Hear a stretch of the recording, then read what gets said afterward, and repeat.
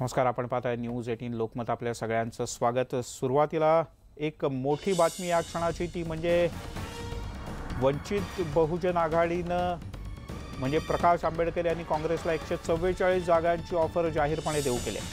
त्यामुळे आता काँग्रेस यावर काय प्रतिसाद देतं हे पाहणं महत्त्वाचं असेल. काँग्रेसनं मधल्या काही काळात पुढाकार घेऊन प्रकाश आंबेडकर यांच्याशी बातचीत केली होती आणि आता आधी म्हटल्याप्रमाणे स्वतः प्रकाश आंबेडकर यांनीच काँग्रेसला उलटी ऑफर देऊ केली 144 जागांची.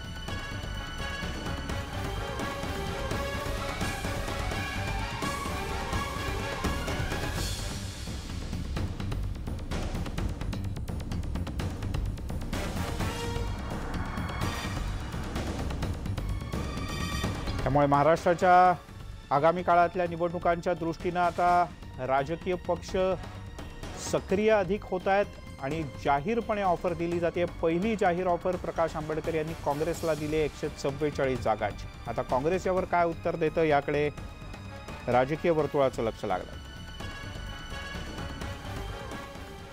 अनेक वर्तमानपत्रांमध्ये या संदर्भातल्या बातम्या येत आहेत, म्हणून पुन्हा असं मी या ठिकाणी खुलासा करतो की काँग्रेस आमच्याबरोबर वंचित बहुजन आघाडीबरोबर युती करण्यासाठी तयार त्यावेळेसही नव्हती, आजही नाही. आपल्या माध्यमातून आम्ही काँग्रेसवाल्यांना असणारे ऑफर देतो की 144 सीट तुम्ही लढा, 144 सीट आम्ही लढतो.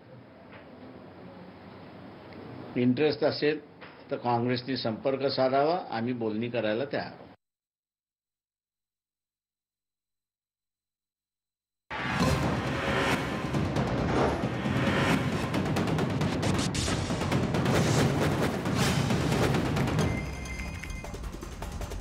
नमस्कार, न्यूज 18 लोकमतवर आपण पाहताय बेधडक. आपल्या सगळ्यांचं स्वागत. मी मिलिंद भागवत. राज ठाकरे यांना ईडी म्हणजे एन्फोर्समेंट डायरेक्टरेट म्हणजे मराठीत अंमलबजावणी संचालनालय यांनी एक नोटीस बजावली. ही नोटीस बजावली दादरमधल्या बहुचर्चित आणि प्रतिष्ठित अशा कोहिनूर मिलच्या व्यवहाराच्या संदर्भात. याला मनसेनं आपल्या पद्धतीनं आता राजकीय उत्तर द्यायला सुरुवात केली. मनसेनं आंदोलनाचाही इशारा दिला आहे, ठाणे बंदची हाक दिली मनसैनिकांनी. यासोबतच अशा अनेक नोटिसा आम्हाला येतात, आम्ही अशा नोटिसांना घाबरत नाही, अशी भूमिकाही राज ठाकरे आणि त्यांच्या कुटुंबियांनी घेतली. पण या सगळ्यामध्ये, खरं तर या सगळ्यामध्ये म्हणण्यापेक्षा या सगळ्याच्या पाठीमागे काही राजकीय हालचाली आहेत का? नेमका काय प्लॅन आहे? या सगळ्याचा राज ठाकरे यांना फायदा होणार का या सगळ्याचा भाजप फायदा करून घेणार? यामुळे आता विरोधक अधिक आक्रमक होणार का विरोधकांची जिरवण्यात, त्यांचं तोंड बंद करण्यात, त्यांचा आक्रमकपणातला जोर आणि जोश काढून घेण्यात या नोटिसीचा उपयोग होणार? आणि यामुळे मुळात महाराष्ट्राचं आगामी काळातलं राजकारण कसं बदलणार आहे, दोन्ही म्हणजे राजकारण आणि एकूण राजकारण कसं बदलणार आहे, हेही आपण या सगळ्या तज्ज्ञांच्याकडनं जाणून घेणार आहोत. आणि आपल्यासोबत विविध मान्यवर आहेत.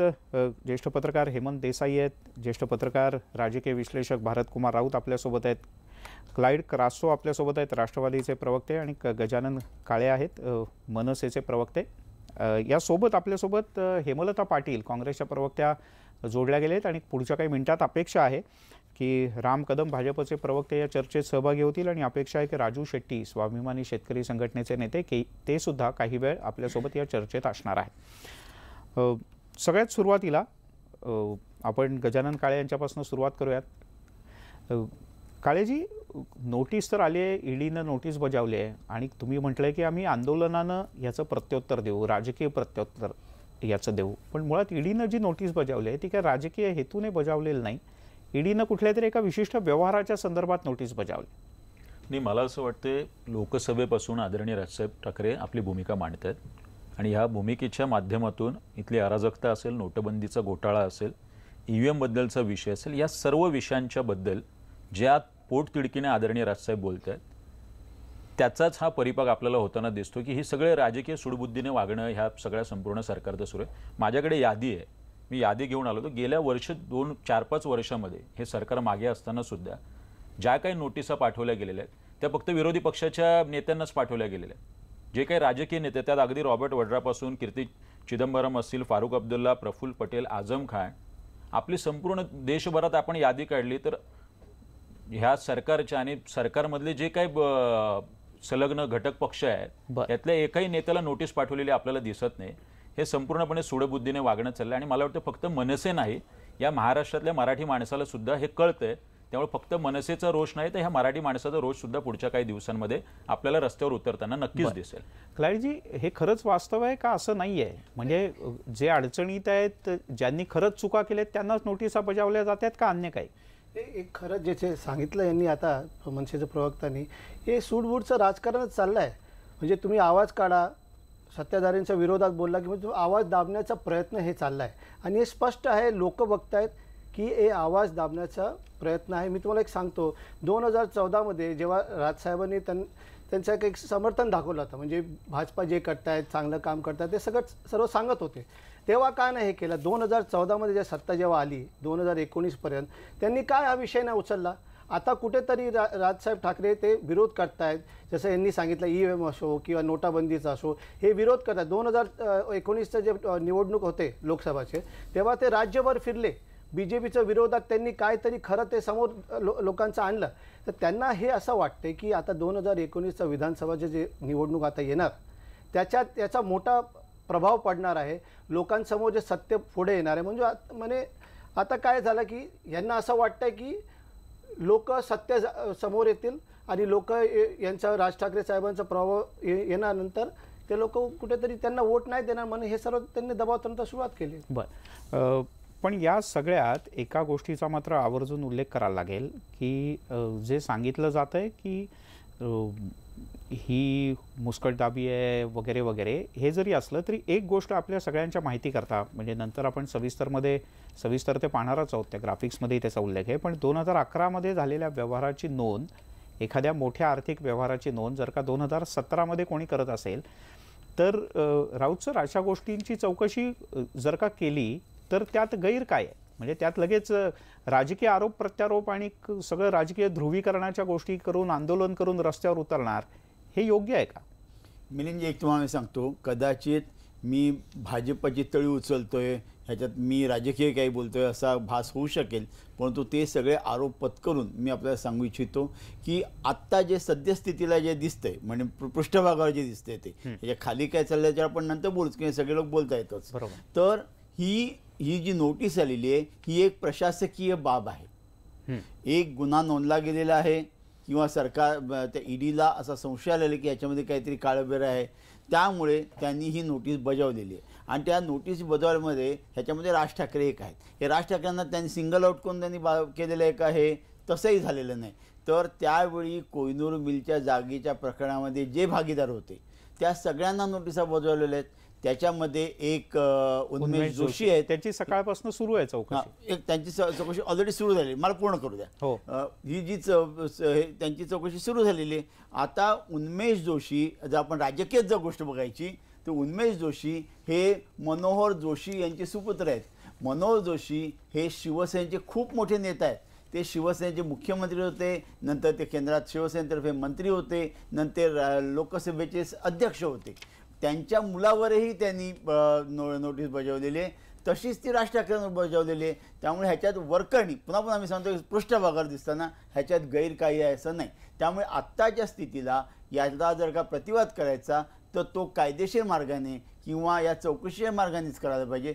त्याच्यातही जर असं आढळलं की याच्यात आणखीनही काहीतरी पाणी मुरतंय तर मग आंदोलन कधी होऊच शकतं. त्यामुळे आत्ताच त्याच्याबद्दल खूप काहीतरी गडबड करण्यामध्ये मला काही हशील वाटत नाही. मग तो विरोध पक्षांचा राजकीय डाव आहे असं होऊ शकतं. दुसरीकडे एकच होतं, मला आणखी सांगतो की आज ज्या पद्धतीने सगळे राजकीय पक्ष भाजपा शिवसेना वगळता ज्या पद्धतीने एकवटलेले दिसतात, हे खरोखरच ईडीच्या विरुद्धच्या चिडेमुळे आलेले आहेत की राज ठाकरे हे एक राजकीय नेतृत्व आहे आणि त्यामुळे त्यांच्या निमित्ताने आपण सरकारी पक्षाला जोडून काढावं यासाठी म्हणून एकत्र आलेले आहेत, हे सुद्धा तपासून. ठीक आहे, हे सुद्धा आपण तपासूयात. हेमलता पाटील आहेत आपल्यासोबत. हेमलता ताई, बोला. ही जी चौकशीचं आता जे सुरुवात आहे हे सगळं राजकीय हेतूनी प्रेरित होऊन केलं हे स्पष्टच आहे. आपण महाराष्ट्रामधल्या आणि भारतामधल्या जर सगळ्या एवढ्यात घटना बघितल्या तर फार नको लांब जायला. आता आपण धुळ्याचं बघितलं की अमरीशभाई आहेत त्यांच्या विरुद्ध अनेक वेळा त्यांच्या संस्थांवरती धाडी पडल्या गेल्या आणि आता ज्या पद्धतीने त्यांनी भारतीय जनता पक्षामध्ये सामील व्हावं म्हणून सगळं चाललेलं आहे त्या धाडीमध्ये कुठेही काही सापडलं नाही. परंतु कसं होतं की अशा पद्धतीच्या चौकशी सुरू झाल्या किंवा धाडी पडल्या तर एक आपल्याला जनसामान्यांचा एक रेटा असतो, लोक थोडेसे घाबरतात, नाराज होतात आणि सहकारी संस्था असतील किंवा या सगळ्या संस्थांमध्ये असतील. मी तुम्हाला एक छोटंसं उदाहरण देते की गोपीनाथ मुंडेंनी जेव्हा पहिला सहकारी साखर कारखाना काढला, विलासराव देशमुख तेव्हा होते, गोपीनाथ मुंडे होते आणि गोपीनाथ मुंडे तेव्हा असं बोलले की बाबा असं एकही संस्था सहकारी संस्था सापडणार नाही की तिच्यामध्ये काहीतरी अनियमितता नाहीये, त्यामुळे याच्या चौकशा लावायच्या तर तुम्ही आम्हाला खूप त्रास देऊ शकता. तेव्हा विलासराव देशमुख असं म्हटले होते की नाही, आम्हाला समजतं की अनियमितता कशामध्ये असते, भ्रष्टाचार कशामध्ये असतो आणि आता अक्षरशः हेच झालेलं आहे की अनियमिततेवरती बोट ठेवायचं, त्याला भ्रष्टाचार आहे असं म्हणायचं आणि आपल्या विरुद्ध जे बोलतोय, आपल्या विरुद्ध जे आहे त्या सगळ्यांची चौकशी करायची. आता नाशिकमध्ये बघितलं की माणिकराव कोकाटे जोपर्यंत भारतीय जनता पक्षामध्ये होते तोपर्यंत बरोबर होते. जेव्हा त्यांनी लोकसभेमध्ये खासदारकीसाठी आपला अर्ज भरला आणि अर्ज भरल्यानंतर लगेच त्यांची ईडीची चौकशी केली. म्हणजे या सगळ्या गोष्टीतून एक स्पष्ट होतंय की जे जे तुमच्या मार्गामध्ये आडवे येत आहेत त्या सगळ्यांना नोटिसा बजावतंय सरकार आणि त्यांना चौकशी लावून कुठेतरी आपल्या पक्षामध्ये आणण्यासाठी प्रयत्न करायचा. बरं ठीक आहे, थोडक्यात मग सरांकडे जायचं. राऊत सर जे सांगत होते ना की हे मनोज जोशी साहेबांच्या मुलांवरती पण त्यांनी हे आता ईडीचं चौकशी सुरुवात आहे, पण हे तर संपूर्ण महाराष्ट्र बघतायत ना की बीजेपी शिवसेनावर दबाव तर चालूच आहे त्यांचा. माझा दुसरा एक प्रश्न आहे की कित्येक केसेस समोर आले, चिक्की घोटाळा सांगो तुम्ही, मग तूर दालचा घोटाळा असो किंवा सोलर डॅमचा घोटाळा असो, आता हे प्रकाश मेहता त्यांचं जे MP मिल कंपाऊंडचा PAPचा FSIचा जो समोर आला होता त्याचं चौकशी कोण करत नाही. त्यांना क्लीन चिट देऊन माननीय मुख्यमंत्री मोकळे होतात. पण हे सर्व चौकशी करा ना तुम्ही, हे सर्व चौकशी करत नाही आणि जुने केस काढून का जे लोक आवाज उचलतायत, जे लोक सत्य बोलतात त्यांचा आवाज दाबायचं तुम्ही काम करतायत, हे सर्व तुमच्या स्वतःच्या लोकांवरती केसेस करा ना, चौकशी करा. मी येतो गणेशजी, मी येतो तुमच्याकडे. देसाई सर, काय वाटतं याच्यात काय होतंय? म्हणजे राजकीय हेतू तर म्हणजे जसं राऊत सरांनी सांगितलं की वरकरणी आता असं दिसतंय की ही विशिष्ट प्रकरणाची चौकशी आहे, पण त्याच्या खालती काय होतंय आपल्याला माहित नाही. पहिली गोष्ट म्हणजे राज ठाकरे यांनी चौकशीला सामोरं जाणारच आहे आणि त्यांनी सामोरं गेलंच पाहिजे. त्याला काही अनियमितता किंवा काही चुका केल्या असतील तर त्यांचं समर्थन करायला मी इथं उभा नाहीये, कोणाचंही अशा प्रकारचं समर्थन करणार नाही. आणि दुसरी गोष्ट, मनसेने यासंबंधी आंदोलनाचा जो इशारा दिलेला आहे त्यांच्यावरती व्यक्तिगत काही प्रकरणामध्ये अशा त्यांची जर छळवणूक पुढे होत असेल तर त्यावेळी ठीक आहे. आत्ता तुम्ही त्यांना केवळ बोलवल्यानंतर तुम्ही आंदोलन करणार आणि मराठी माणसाचा हा लढा असं म्हणणार असाल तर ते तुमच्या पक्षाच्या विरुद्ध जाईल. तेव्हा तुम्ही आत्ता आंदोलनाची भाषा करणं हे मुळात चूक आहे. पण याच्यामध्ये फक्त तांत्रिक दृष्टिकोनातून बघणं गैर आहे. आत्तापर्यंतचा इतिहास काय आहे या पक्षाचा, मी उदाहरण तुम्हाला सांगतो. हा मिशेल ऑगस्टा वेस्टलँड याच्यामध्ये जो आला तिकडनं पकडून आणला तेव्हा तो या अधिकाऱ्यांना जे खाजगी सांगत होता ते त्यांनी मोदींनी ती माहिती पब्लिक मीटिंगमध्ये सांगितली असं ते म्हणतात की त्यांनी ही माहिती किंवा त्याच्याकडनं वधवून घेतलं जे काय असेल ते. आणि त्यांनी सांगितलं की यांनी काँग्रेसमधल्या बड्या बड्या नेत्यांची नावं घेतली. प्रत्यक्ष कोर्टात तो उभे राहिल्यावर त्यांनी सांगितलं मी असं काही बोललोच नाही. तेव्हा तुम्ही डायरेक्ट न्यायालयाने त्याबद्दल चपराक लगावली होती की तुम्ही असं ही माहिती बाहेर कशी सांगता तुम्ही ही माहिती आणि याचा गैरवापर कसा करता. हा डायरेक्ट प्रेशर त्यांनी आणल्याचा हा भाग होता. दुसरी गोष्ट, अरविंद केजरीवाल त्यांच्या घरामध्ये त्यांच्या बेडरूमपर्यंत जाऊन यांनी ज्या प्रकारची चौकशी केली त्याचं पुढे काय झालं. रॉबर्ट वड्रा यांनी सगळ्या जगामध्ये सगळ्या जागतिक घोटाळा सगळा केलेला आहे, जगामध्ये सगळ्यात घोटाळेवीर तो आहे, त्याचं पुढे काय झालं. भूपेंद्र हुडा यांनी जमिनी घेतल्या त्याच्या संबंधी चौकशी झाली, त्याचं पुढे काय झालं. तेव्हा हे जे करतात, माझं म्हणणं आहे की जर अनियमितता गैरप्रकार केले असेल तुम्ही पाठपुरावा करून त्यांना तुरुंगात धाडा ना. आता हे सारखं सांगतात की राहुल गांधी जामिनावरती आहे, जामिनावरती आहेत आणि जामिनावर नॅशनल हेरॉल्डची केस पुढे का नाही जाते. आता तुम्ही पॉलिटिकली त्याचा वापर इलेक्शनमध्ये केला आणि निवडणूक आयोगाने सुद्धा त्यावेळी सांगितलेलं होतं की निवडणुकीच्या आचारसंहितेच्या काळामध्ये तुम्ही या चौकशा आणि हे या अशा प्रकारचे करू नये असं निवडणूक आयोगाने सांगितलं. चपराक लावली, न्यायालयाने लावल्याचं मी उदाहरण सांगितलं. त्यामुळे या प्रकारे हा इतिहास असल्यामुळे संशय घ्यायला जागा आहे. पण राजू शेट्टी आहेत आपल्या बरोबर. राजू शेट्टीजी, या सगळ्यामुळे नेमका काय भाजपला फायदा होईल किंवा विरोधकांना याचा कसा फायदा विरोधक करून घेणार आहेत? कारण आत्ता असं दिसतंय की राज ठाकरे यांच्या नेतृत्वाखालतीच विरोधक पुढच्या काही काळात आक्रमक होताना दिसत आहेत. राज ठाकरे यांना फायदा होईल हे नोटीस बजावणं आणि या सगळ्याचा?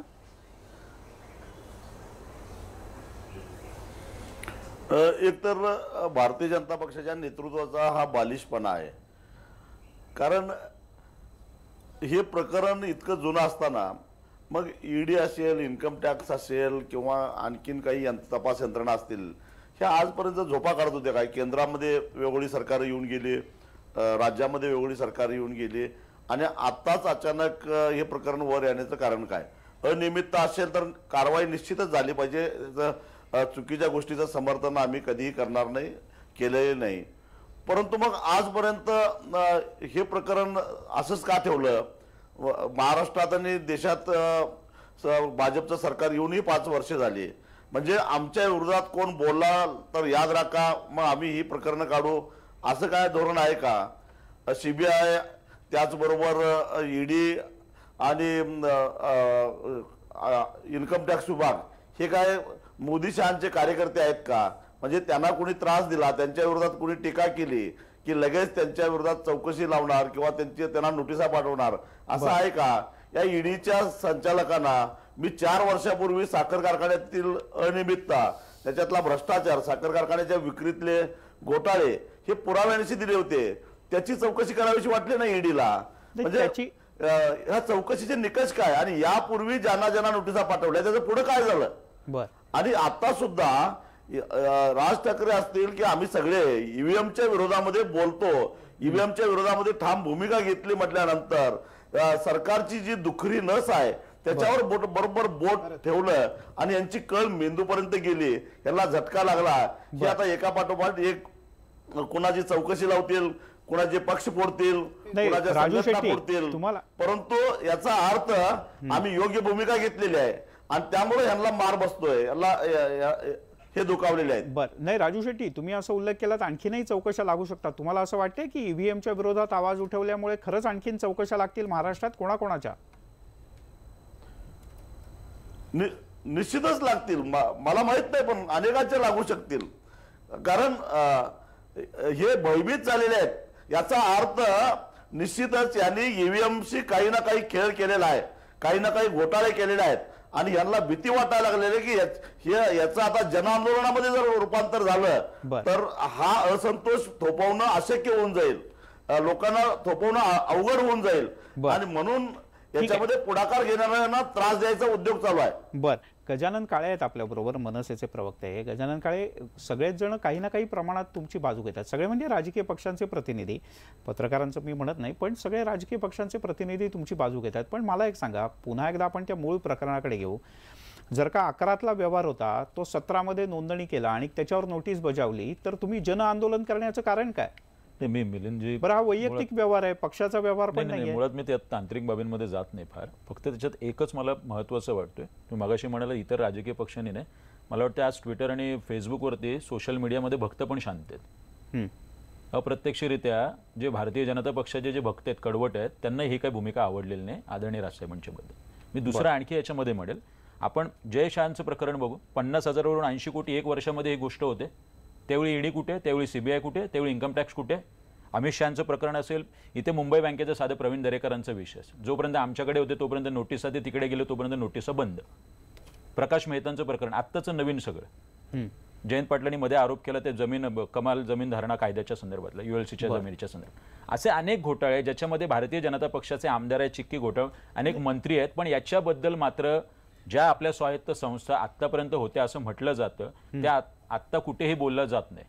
हायकोर्टाने सुद्धा ते चिक्की घोटाळ्याच्या संदर्भात प्रकरण, हे सगळे तुम्ही वेगवेगळे संदर्भ दिलेत, पण राजू शेट्टी यांनी म्हटलं तसं तुम्ही ईव्हीएमच्या बद्दल बोलायला लागलात म्हणून हा दबाव येतोय. नक्कीच, मी नुसतं ईव्हीएम नाही, नोटाबंदी हा सगळ्यात मोठा घोटाळा.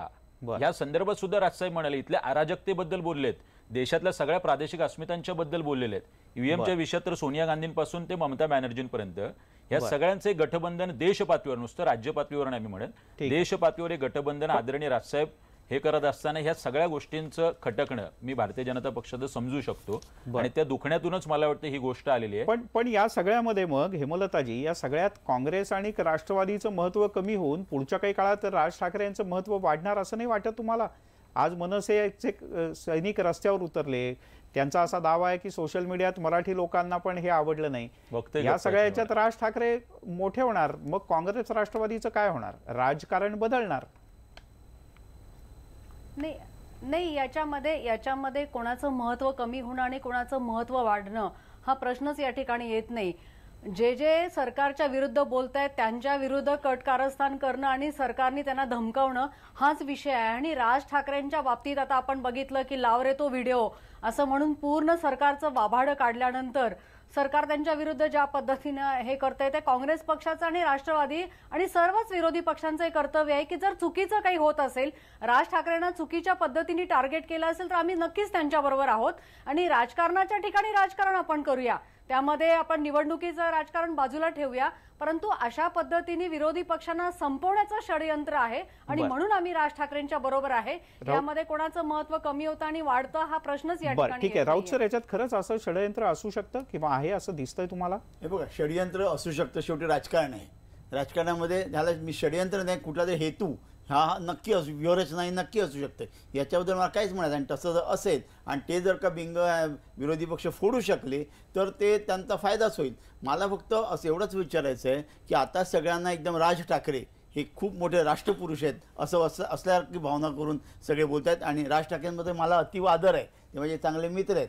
परंतु हे जेव्हा सर्व विरोधी पक्ष जेव्हा आज राज ठाकरे यांची बाजू घेऊन इतक्या एकमताने एकवटलेले आहेत राजू शेट्टींसकट, त्यावेळी मला तर एवढंच विचारायचं आहे की आपल्याला आठवत असेल ज्या काळामध्ये छगन भुजबळ गृहमंत्री होते त्या काळामध्ये शिवसेना प्रमुख बाळासाहेब ठाकरे यांना अटक करण्याचा मोठा घाट घातण्यात आला आणि संबंध मुंबईमध्ये जणू काही आणीबाणी असल्या, युद्धजन्य परिस्थिती असल्यासारखी हे निर्माण करून बाळासाहेब ठाकरे यांना अटक करण्यात आली. ही अटक केल्यानंतर त्यांची कोर्टाने काही तासात त्यांची निर्दोष मुक्तता केली. हे जेव्हा प्रकरण घडलं त्यावेळी काँग्रेस, राष्ट्रवादी हे जे सगळे मंडळी आहेत या सगळ्यांनी ब्रशसुद्धा का काढला नव्हता हा प्रश्न आहे ना.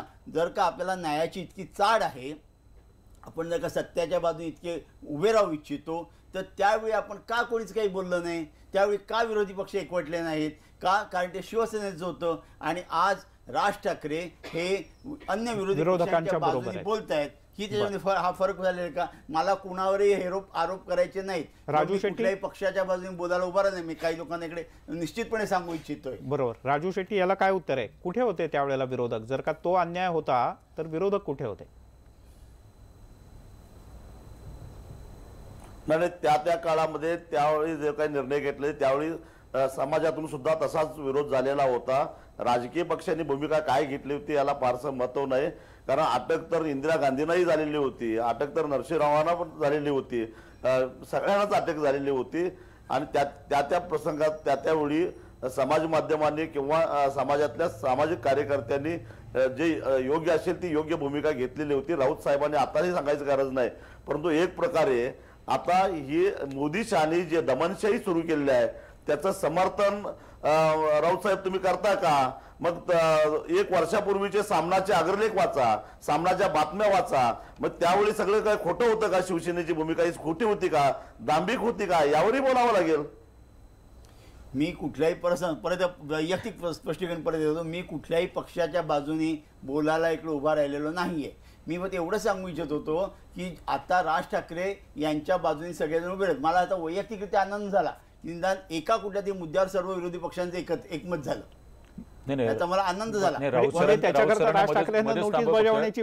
मिलिंदजी, राऊत सरांना फक्त की त्यावेळी पूर्ण शिवसेनाच नाही पूर्ण महाराष्ट्र आदरणीय बाळासाहेबांच्या मागे उभा राहिला. मी राजकीय पक्षाने मी आणखी एक म्हणतो की सरकार पडलं सर, नंतर सरकार पडलं की काँग्रेस राष्ट्रवादीचं सगळं. देसाई सर, माझ्या आठवणीप्रमाणे तेव्हा राष्ट्रवादी पक्षाचा जन्म झालेला नव्हता. हा नव्हता, बरोबर. तेच काँग्रेस हो. आणि 95ला भे आलं की नंतर सरकार पडलंच ना. मला वाटतं सरकार पडून नंतर सेना बीजेपीचं सरकार 92च्या नंतर 93 मध्ये काळ गेला. देसाई सर, आता हा मुद्दा असा आहे की या ज्या संस्था आहेत त्यांचं आपण राजकारण करणार का? उदाहरण सांगतो की सीबीआय, एक उदाहरण सांगतो. सीबीआयचा जो सगळा वाद झाला त्यामध्ये सीबीआयच्या संचालक ज्यांना निवडायचं ते मोदींनी निवडलेलं होतं त्यांना तेच 1 वर्षामध्ये जेव्हा त्यांच्या विरोधी जात राहिले ते काही कारवाई त्यांना नापसंत असलेल्या गोष्टी करत राहिले, तेव्हा त्यांनी ते भ्रष्ट आहेत असं सांगून त्यांना काढून टाकलं, रात्री काढून टाकलं. रातोरात्री ते सर. त्याचप्रमाणे जर तुम्ही हे त्यांच्या अपॉइंटमेंट्स तिथे कशा प्रकारे झाल्यानंतर राहुल अस्थानांचं काय झालं हे आपण बघितलेलं आहे. निवडणूक आयोगाच्या विश्वासार्हतेवरती सुद्धा प्रश्नचिन्ह निर्माण झालं. आता याच्यामध्ये जे ईडी आहे, आता ईडी आपण बघा की ईडी हा एक आहे ते रेव्हेन्यू खात्याच्या म्हणजे अर्थ खात्यामध्ये जे रेव्हेन्यू खातं आहे त्याच्या अंडर ते येतं आणि त्यांच्या 2 पद्धतीच्या कारवाई असतात. एक तर मनी लॉन्ड्रिंगची कारवाई असते आणि दुसरं म्हणजे परकीय चलन नियंत्रण कायदा जो आहे, म्हणजे आता ज्याला फेमा म्हणतात, पूर्वी फेरा म्हणतात, त्याचं काही उल्लंघन केलं असेल तर ती कारवाई केली जाते. आत्तापर्यंत गेल्या 5 वर्षामध्ये त्यांनी ज्या ज्या कारवाया केलेल्या आहेत त्याच्यामध्ये कुठेही ठोस असं काही निघालं नाही की ज्याच्यामधनं त्या डिपार्टमेंटचे एकूण याच्यावरती म्हणजे आता प्रश्नचिन्हच निर्माण व्हावं अशा प्रकारचा त्यांचा कारभार आहे. हे पूर्वी घडलं नाही का काँग्रेसच्या काळामध्ये? काँग्रेसच्या काळातही घडलं. इंदिरा गांधींनी सुद्धा यंत्रणांचा वापर केला आणि म्हणून ज्यावेळी भारतीय जनता पक्ष आंदोलनात उतरलं होतं या काँग्रेस सरकारच्या विरुद्ध, त्यावेळी न्यायालयात जे सगळ्या गोष्टी गेल्या तेव्हा पिंजऱ्यातला पोपट असं म्हटलं CBIला. आता पिंजऱ्यातला पोपट हा उडायला लागावा अशा प्रकारची कुठलीही व्यवस्था या सरकारने केली नाही. लाल किल्ल्यावरचं मोदींचं भाषण जर तुम्ही बघितलं तर त्यांनी अनेक गोष्टींची ग्वाही दिलेली आहे, हे करणार ते करणार ते करणार, पण या यंत्रणांबद्दल लोकपालबद्दल त्यांनी काही केलं नाही. या यंत्रणांचा उघड राजकीय वापर केला जातोय. राज ठाकरे यांना सुद्धा सतावणूक करण्याच्या बद्दल हे हालचाली करण्याची शक्यता नाकारता येत नाही, कारण हा इतिहास आहे हे आपण विसरून चाललो. मी येतो तुमच्याकडे. एक अगदी छोटासा ब्रेक घेऊयात. एका छोट्याशा ब्रेक नंतर आपण या 2-3 प्रश्नांच्याकडे जाण्याचा प्रयत्न करूयात की या नोटीसी बजावण्याचा अंतिमतः राज ठाकरे यांना राजकीय फायदा काय होईल, कशा प्रकारचा होईल, ते हे सगळं त्याच्या पाठोपाठ मनसेनं उभं केलेल्या आंदोलन म्हणजे आवाज हाक दिलेली आंदोलनाची ती आणि अन्य राजकीय पक्षांचं एकत्र येणं याने राज ठाकरे यांचा राजकीय फायदा काय होईल, आणि दुसरं विरोधक आक्रमक होतील का विरोधक हे काहीसे 2 पावलं मागे घेतील. एका छोट्याशा ब्रेक नंतर हे जाणून घेऊयात. पाहत राहा बेधडक. न्यूज 18 लोकमतवर आपण पाहताय बेधडक. आणि ईडीनं जो नोटीस बजावलेली आहे राज ठाकरे यांना, त्यामुळे महाराष्ट्राचं राजकारण कशा पद्धतीने बदलणार आहे यावर आपण आता बोलूयात. भाजपकडून राम कदम येणं अपेक्षित होतं, पण अजूनपर्यंत राम कदम आलेले नाहीत.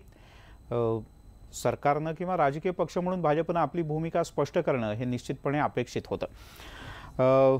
चर्चेकडे थोडेसे बोलूयात. क्लाइडजी, तुम्हाला असं नाही वाटत की या सगळ्या याच्यात राज ठाकरे मोठे होणार किंवा राज ठाकरे याचा व्यवस्थित राजकीय फायदा करून घेऊ शकतात, जो कदाचित काँग्रेस राष्ट्रवादीला त्या वेळेला तुमच्या नेत्यांवर झालेल्या आरोपांच्या वेळेला करून नाही घेता आला? खरं सांगू तुम्हाला मिलिंदजी, पुढे काय होणार ते काळच दाखवणार आपल्याला.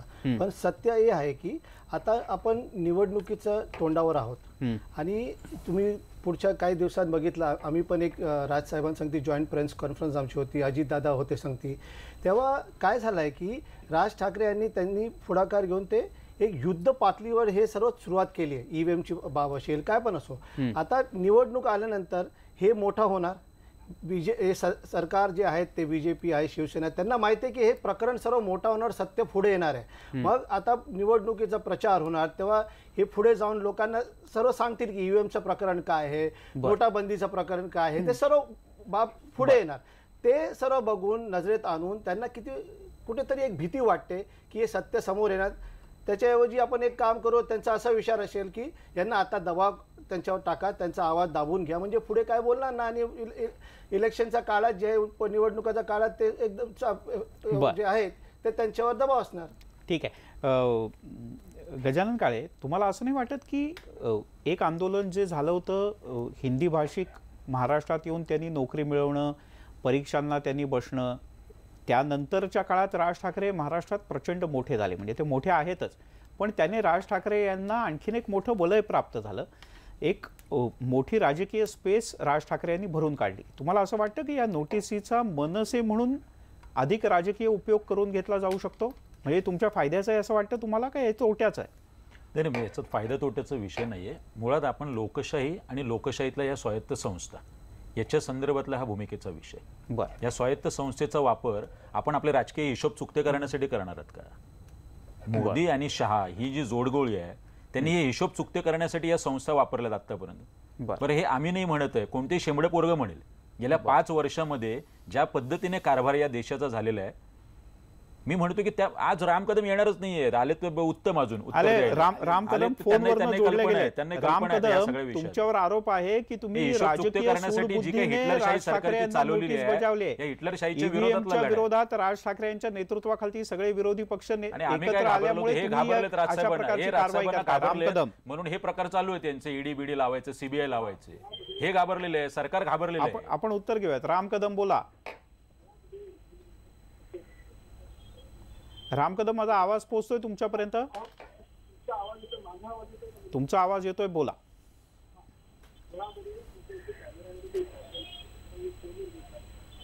माझा आवाज बसलाय आज.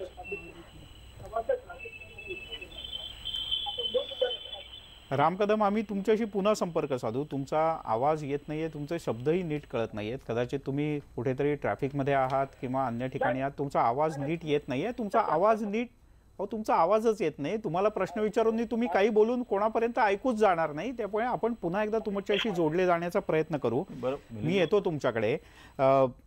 आपल्यासोबत हेमलता पाटील सुद्धा आहेत. हेमलता पाटील, जर का राज ठाकरे यांनाही नोटीस आले, राज ठाकरे त्यांच्या परीने त्याचं उत्तर देतील, पण तुम्हाला असं वाटतं इथून पुढच्या काळात विरोधकांचा एक नेता महाराष्ट्रात जर का कोणी सांगायचा तर ते इथून पुढच्या काळात राज ठाकरे असू शकतील या सगळ्या प्रकरणाच्या नंतर? कारण तुम्ही सगळेच समर्थक करताय. तुम्ही म्हटलं की आम्ही राज ठाकरे यांच्या पाठीशी उभे राहणार म्हणून.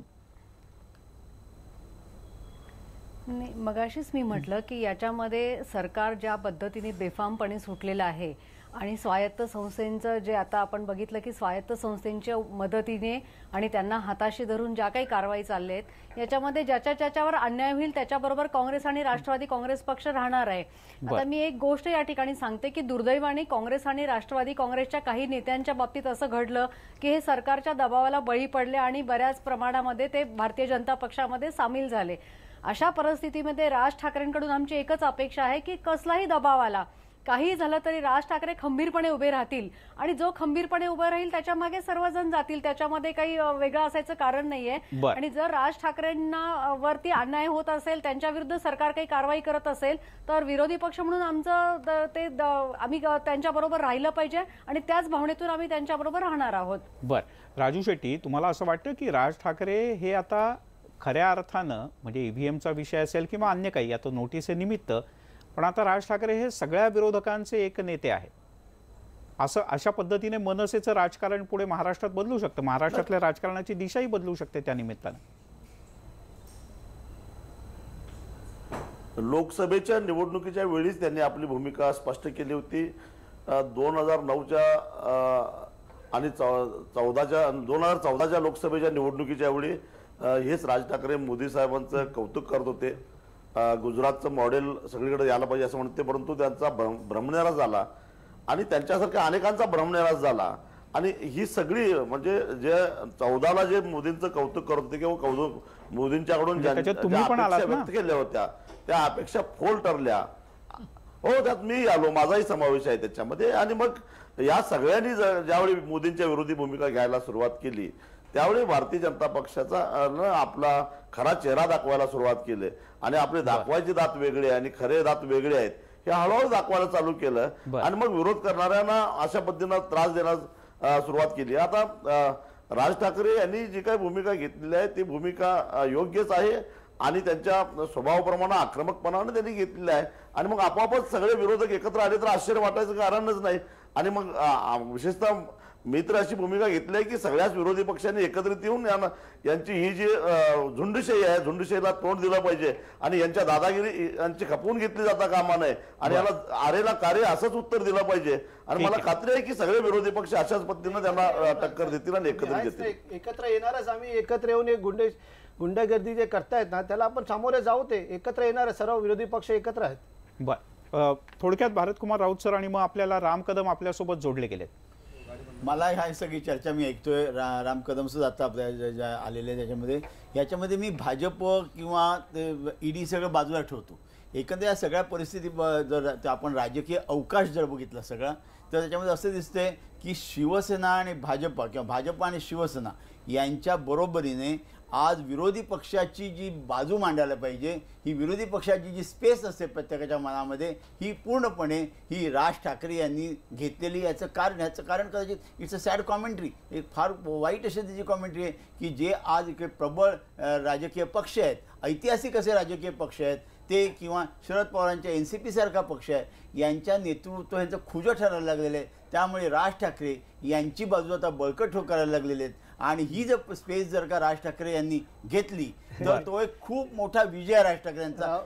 या ईडी चौकशीचं काय होईल न होईल ते सोडून द्या, त्यातली पुढची गोष्ट आहे. आज ऑफ नाव राऊत सरांचा चाणक्यासारखं भाष्य झाला. म्हणजे ते असं बोलतायत की ते दुसरे जे आहे विरोधी पक्ष त्यांचा काही स्पेस नाही, राज ठाकरे साहेबांचा स्पेस. आम्ही आमचं काम करतोय, आम्ही आमचं काम करतोय, सर्व लोक बघतात, तुम्ही पण बघायला सुरुवात करा. राज ठाकरे साहेब आपलं काम करतायत, आमचे नेता शरद पवार आदरणीय ते आपलं काम करतात, सर्वांचा स्पेस आहे आणि आम्ही विरोध करतायत, सर्व एकत्र विरोध करतात. तुम्ही खाली लक्ष द्या थोडं. ठीक आहे, काही हरकत नाही. आपण त्याच्यावर सविस्तरपणे परत बोलणारच आहोत. पण राम कदम आहेत आपल्यासोबत. राम कदम, तुम्ही राज ठाकरे यांच्यासोबतही काम केलं आहे आणि आता गेल्या काही काळापासून तुम्ही सलगपणे भाजपात आहात.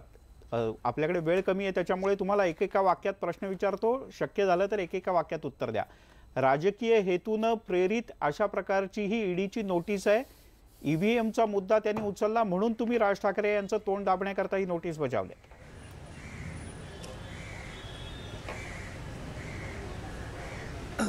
मिलिंद्र, मला फक्त थोडंसं सविस्तर बोलू द्या. आधीच्या चर्चेत बोलू द्या. कुठल्याही येन प्रकारे दुरून सुद्धा ना भाजपचा ना सरकारचा दोघांचाही या प्रकरणाशी काहीही संबंध नाही. अनेक वर्षापासून IL&FS जे प्रकरण आहे त्याची चौकशी सुरू आहे आणि IL&FS आणि मनसेचे नेते यांची जी कंपनी आणि या दोन्ही कंपन्यांमध्ये झालेला व्यवहार आणि व्यवहाराच्या अनुषंगानं ईडीनं केलेली चौकशी, ती नोटीस पाठवली. ते काय डायरेक्ट आरोपी केलेलं नाही. ज्याला कर नाही त्याला डर कशाला असायला पाहिजे. जे नोटीस पाठवली त्या नोटीसचं उत्तर दिलं पाहिजे. पण नोटीसचं उत्तर द्यायचं नाही आणि त्याचा राजकीय फायदा घ्यायचा. कुठेतरी जय शहांना पण पाठवा, तयार करायचं की बघा राम कदम जरा जय शहांना पण पाठवा किती नोटीस. सरकारला जर काही करायचं जय शहांना पण पाठवा ना नोटीस. हिंमत असेल तर जय शहांना पण पाठवा ना नोटीस.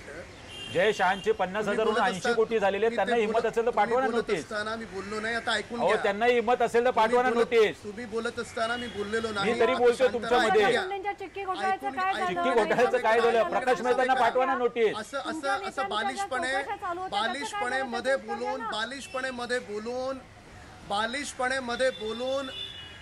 बोलून काही होणार नाही. चर्चा जर करायची असेल तर उत्तर ऐकून घ्या. राम कदम, 1 मिनिट आहे तुमच्याकडे, बोला. तर लोकसभेच्या निवडणुकीच्या वेळेस केलं असतं. एक मिनिट, लोकसभेच्या वेळेस केलं असतं. म्हणजे लोकसभेच्या वेळेस केलं नाही. विधानसभेला आता मीडिया म्हणते की भाजप शिवसेनाला 225च्या पुढे मिळतील. तर आता ह्या सगळ्या पक्षांची आता जी काही मक्तेदारी आहे ती संपुष्टात येणार आहे. म्हणून आता याचं निमित्त करून राजकीय फायदा मिळवण्यासाठी अशी भावनिक भाष्य करायचं काही योग्य ठरणार नाही. असं करून ज्या यंत्रणा आहेत त्यांच्यावर हे सगळे मिळून प्रेशर करतायत आणि हे प्रेशर करणं लोकशाहीच्या दृष्टिकोनातून कामच करायचं नाही का.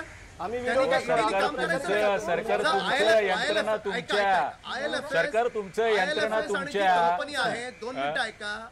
IL&FS आणि जी कंपनी आहे, IL&FS आणि ती कंपनी आहे, त्याच्यामध्ये व्यवहार झालाय. तुमचा मुद्दा लक्षात आला. चौकशी करायची नाही. राम कदम, तुमचा मुद्दा लक्षात आला. म्हणणं चौकशी करायची नाही. मुद्दा लक्षात आला. राम कदम, राजू शेट्टी, जय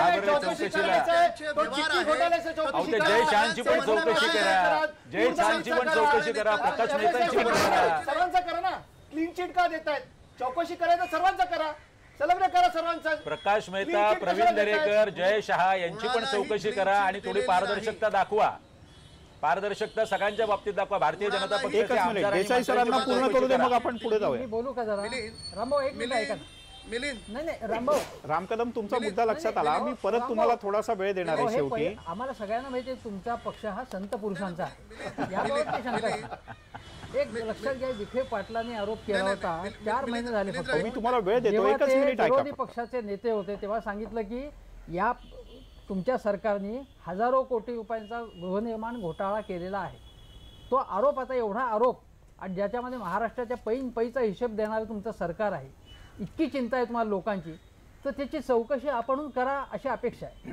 दुसरी गोष्ट म्हणजे इंदिरा गांधींना मी एक उदाहरण असं सांगतो की इंदिरा गांधींना जेव्हा चौधरी चरण सिंग यांनी अटक केली आणि त्याच्यानंतर त्यांच्याबद्दल सहानुभूती निर्माण झाली, ममता बॅनर्जी यांच्यावर लाठीमार झाला, त्यांना अटक झाली, त्याच्यानंतर कम्युनिस्ट पक्षाचे विरोधी वातावरण आणि यांच्या बाजूने झालं. आणि तिसरी गोष्ट म्हणजे आता राजू शेट्टी आपल्यासमोर आहेत. राजू शेट्टींचं सुद्धा नेतृत्व उदयास आलं जेव्हा त्यांना पोलिसांनी अत्यंत निर्दयपणे मारहाण केलेली होती. त्यामुळे याचा राज ठाकरे यांना नक्की फायदा होईल. पण एक अशी गोष्ट आहे याच्यामध्ये राजकीय सांगतो, शेवटचा मुद्दा, की मनसे आणि राजू शेट्टी तर एकत्र येण्याची शक्यता दिसतेच आहे, पण वंचित आघाडी सुद्धा त्यांच्याबरोबर जाण्याच्या बाबत त्यांच्या चर्चा सुरू आहेत असं ऐकिवात आहे. हे सगळं लक्षात घेता, हे राजकारण लक्षात घेता भारतीय जनता पक्ष ही पावलं टाकत आहे का अशी शंका घ्यायला जाते. ठीक आहे राजू शेट्टी, तुमच्याकरता 30 सेकंद आहे. तुम्हाला असं वाटतं की राज ठाकरे इथून पुढे सर्व विरोधकांचे एकमेव नेते म्हणून पुढे येतील? एक नेता नाव घ्यायचा विरोधकांचा तर राज ठाकरे, असं वाटतंय तुम्हाला पुढच्या काही काळात? नाही, सामुदायिक नेतृत्वाच्या माध्यमातून सगळेच आम्ही एकत्रित येऊ आणि मला खात्री आहे की नेतृत्वाचा वाद होणार नाही. ही जी भारतीय जनता पक्षाची एकाधिकारशाही चालू आहे त्याला तोंड देण्यासाठी सामुदायिक नेतृत्वाच्या माध्यमातून आम्ही एक सक्षम पर्याय उभा करू याची मला खात्री आहे. ठीक आहे, आपला वेळ जवळपास संपला. राऊत सर, 30 सेकंद शेवटचे. मला याच्यामध्ये परत तेच सांगतोय मी ज्या दिवसात म्हटलं होतं की खरं म्हणजे राज ठाकरे यांनी ही इष्टापत्ती मानायला हवी. कारण या निमित्ताने जर का सरकार उघडं पडलं तर ते चांगलंच आहे आणि त्यासाठी ह्या विषयाचा राजकीय त्याला पदर न देता कारण ही जी नोटीस आलेली आहे ही त्यांना मनसेचे अध्यक्ष म्हणून नक्की आलेली नाही, त्यांना ते त्यांच्या कंपनीसाठी म्हणून आलेली आहे. असंच असेल तर त्यांनी उलट कार्यकर्त्यांनी सांगावं की कोणी प्रक्षोभित होऊ नका, हा लढा मी लढतो. आणि त्यांनी सरकारची पण महाराष्ट्राच्या राजकारणाची दिशाही बदलू शकते. नक्की राजकारण दिशा बदलली याच्यामध्ये. कारण मग तसं की संबंध विरोधकांचा अवकाश जे आहे हे आज राज ठाकरेंनी व्यापून टाकलेले आहेत. आता तरी या नोटिसीला राज ठाकरे प्रत्यक्ष जाऊन उत्तर कसं देतात आणि त्यातून काय बाहेर येतं याच्याकरता काही दिवस लागतील. पण विरोधकांची असलेली स्पेस पूर्ण करण्यात, जागा पूर्ण करण्यात राज ठाकरे यशस्वी होऊ शकतात. आणि ही नोटीस आलेली ईडीची ही मनसे आणि प्रामुख्यानं राज ठाकरे यांना पुढच्या काही काळात राजकीय शक्ती किंवा सर्व विरोधकांची एकमेव राजकीय शक्ती म्हणून सुद्धा पुढे आणण्याकरता कदाचित उपयोगी ठरू शकते. त्याने महाराष्ट्राच्या राजकारणाची दिशा बदलू शकते. पाहूयात पुढच्या काही दिवसात काय होतं ते. सगळ्या मान्यवरांनी वेळ दिला, सगळ्यांचे मनापासून आभार. आज इथेच थांबूयात. पाहत राहा न्यूज 18 लोकमत.